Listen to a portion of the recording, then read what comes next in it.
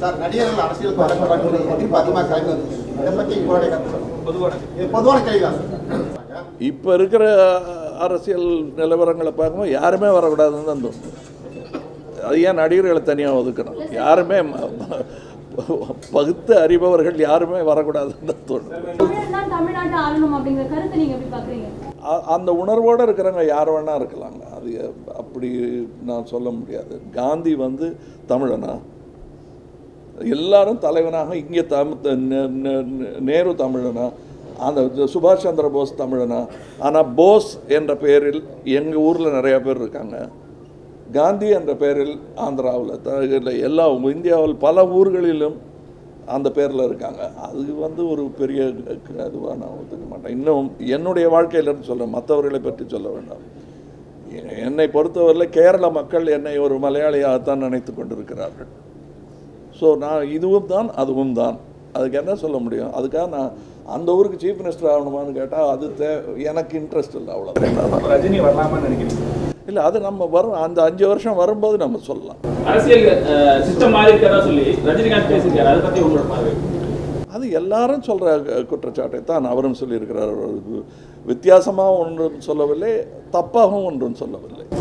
சிஸ்டத்தில் மாறணும்னு நீங்கள் என்ன நினைக்கிறீங்க? எத்தனையை சொல்ல நான் குறிப்பிட்ட ஃபஸ்ட்டு இது வந்து சம்பாதிக்கும் ஒரு தொழில் அல்ல என்பதை முடிவு செய்து கொள்ள வேண்டும். அதுக்கு நம்ம என்ன வழி வைக்கணும்? ஒருவேளை நம்ம இனி வரப்போகும் சிஎம்முக்கோ எம்எல்ஏக்கோ எம்பிக்கோ அவங்களுக்கு நல்ல சம்பளத்தை கொடுத்து எங்களுக்காக வேலை செய்கிற நீன்னு சொல்லிடணும். நீங்கள் தியாகம் பண்ணுங்கள், சேவை பண்ணுங்கள் என்று சொல்வதனால் அவங்க அது மாதிரி செய்கிறதா நினச்சிக்கிட்டு வேறு விஷயங்கள் செய்கிறாங்களோ என்னமோ தெரியல எனக்கு. இது மாதிரி நிறைய விஷயங்கள் மாற்றப்பட வேண்டியிருக்கு. நீங்கள் அரசியல் நிலைப்பாடு உங்களுக்கு இப்போது? நான் வந்து ரொம்ப நாள் ஆச்சுங்க. நான் 21 வயசில் இந்த கையில் பொட்டு வச்சு அன்றைக்கே வந்துட்டேன். நான் அன்னிலேருந்து அரசியல் இருக்கேன். ஆனால் அதில் போட்டி போடுற அரசியலில் வரல. யார் வருவாங்க யார் வரக்கூடாதுன்னு முடிவு பண்ணுற வெகுஜன கூட்டத்தில் நானும் நின்று கொண்டிருக்கேன்.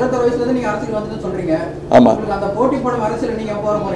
அது போட்டிங்கிறதே தப்பான வார்த்தை. அரசியல் வந்து சேவை சம்மந்தப்பட்டதுன்னு நினைக்கும் போது அதை வந்து சம்பாதிக்கக்கூடிய ஒரு அரங்கமாக நினைத்துக் கொள்வது தவறு என்று நான் நினைக்கிறேன்.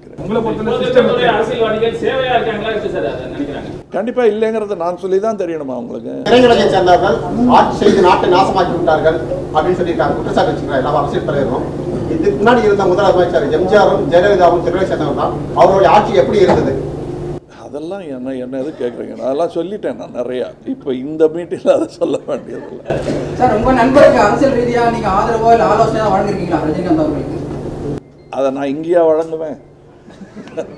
தனியால வழங்கணும். அதை நூற்றாண்டு விழா நடக்குது. ஆனால் கலைத்துறை சார்பாகவோ தமிழக சார்போ கிட்டத்தட்ட 7 மாதம் ஆகிட்டு எந்த விதமான விழாவோ ஒரு கொண்டாட்டமும் எதுவுமே இல்லை. அதை பற்றி என்ன?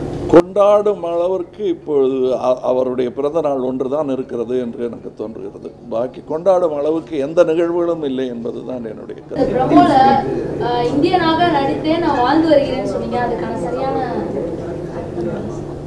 நீங்கள் புரிஞ்சிக்கலன்னா அதை நான் எப்படி புரிய வைக்கிறது? இன்னும் கொஞ்ச நாள் இந்தியனாக வாழ்ந்து காட்டினால் தான் அது புரியும்னு நினைக்கிறேன். ஏன்னா நான் இந்தியனாக நடித்திருக்கிறேன் என்பது இந்தியன் படத்தையும், இந்தியனாக வாழ்ந்து கொண்டிருக்கிறேன் என்பது என்னுடைய வாழ்க்கை பற்றியும் சொல்லலாம். அதுக்கு இந்தியன்கிற அதுக்கு என்ன அர்த்தம் அப்படின்னாங்கன்னா, முதல்ல நான் சொல்கிறேன், என்னுடைய நாட்டை அதன் சட்டத்திட்டங்களை மதித்து நடக்க வேண்டும். முக்கியமா வரி கட்டணும். அதை பண்ணிட்டு இருக்கேன். வீரர்கள் தயாரா இருங்க, போர் வரும்போது நம்ம போர்க்களத்தை சந்திக்கலாம் அப்படின்னு இருக்காரு. இந்த கூற்றை எப்படி பாக்குறீங்க? அதை பத்தி கமெண்ட் அடிக்க நான் விரும்பலைங்க. நன்றி. உலகமெங்கும் பரவி இருக்கும் தமிழ் நெஞ்சங்களே, உங்கள் பகுதிகளில் நடக்கும் நிகழ்வுகள், போராட்டங்கள், பிரச்சனைகள், அதிகாரிகளின் அலட்சியத்தால் புறக்கணிக்கப்பட்டுள்ள திட்டங்கள், லஞ்ச புகார்கள் மற்றும் சமூக அவலங்களை இந்த உலகிற்கு வெளிச்சம் போட்டு காட்ட விரும்புகிறீர்களா? உங்கள் செல்போன் மூலமோ அல்லது தங்களிடம் இருக்கும் கேமரா மூலமாகவோ பிரச்சனைகளை வீடியோவாக பதிவு செய்து எங்களுக்கு அனுப்புங்கள். உங்கள் பகுதி பிரச்சனைகளை உலகுக்கு வெளிச்சப்படுத்தி அப்பிரச்சனைகள் நீங்க வழி செய்வதுடன் உங்களுக்குரிய சன்மானத்தையும் வழங்குகிறோம்.